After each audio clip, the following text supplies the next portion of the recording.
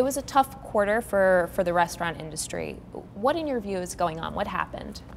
I think there's a lot at play at the moment. First of all, just the industry anyway is very competitive. There's a lot of businesses that are working hard, are at the top of their games. Therefore, there's always going to be a market share fight.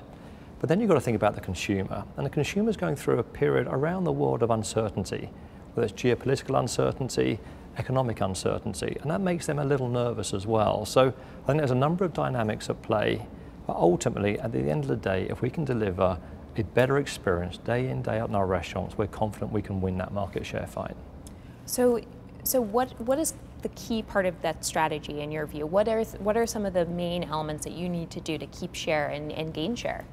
Well, ultimately, the bread and butter of McDonald's is delivering great service, great quality food at affordable prices day in, day out. And that consistency is really, really important to our customers. So fundamentally, we've got to keep working to make that everyday experience more consistent, more enjoyable, more fun. But then as we layer other meaningful moves on top, whether it's fun and engaging promotional activity or investments such as we're making around the provenance of our food, we know all of those communicate the brand direction we're heading in, and customers do respond and visit more often, and we do attract new customers at the same time. Have you seen that? Are you attracting new customers? We are attracting new customers, and our existing customers are giving us credit by returning more often as well. So that gives us the positive reinforcement to continue on this journey. So right. If we act on the customer's agenda and customers respond to that, we believe that's a strong equation for our business. You took on the CEO job last year. How have you tweaked or changed your turnaround plan since you implemented it last year? Well, we always make minor adjustments along the way, but largely what we set out to achieve, but this was the second quarter of 2015, we have stuck to. It was a fairly straightforward turnaround structure that we devised. The pivotal piece was to get the business back to operating growth.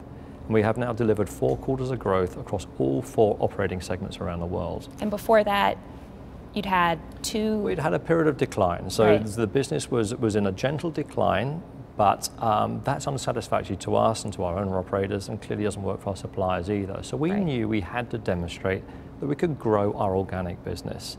But alongside that, we want to create brand excitement and also take certain initiatives to unlock financial value.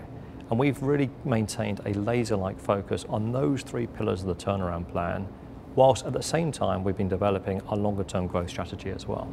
So where would you say you are in the turnaround?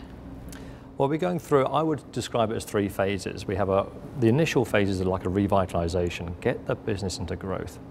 And the second phase is strengthen, then ultimately we want to get back to being seen as a leadership business.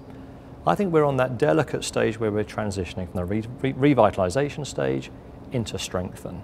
So we want to end 2016 in a strong position and drive the business growth on the customer's agenda through 2017 and beyond. What is the most visible change that you've made since becoming CEO?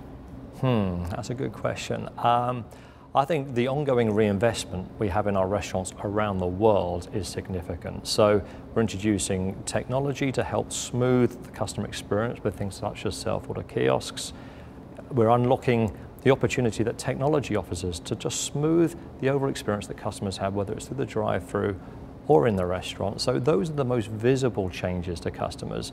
But also the less visible ones still mean a lot, such as when you show you're investing in the quality of the ingredients and in the recipes of your food, customers respond to that. It may not be visible, but the signals it sends of the journey you're on are very, very powerful.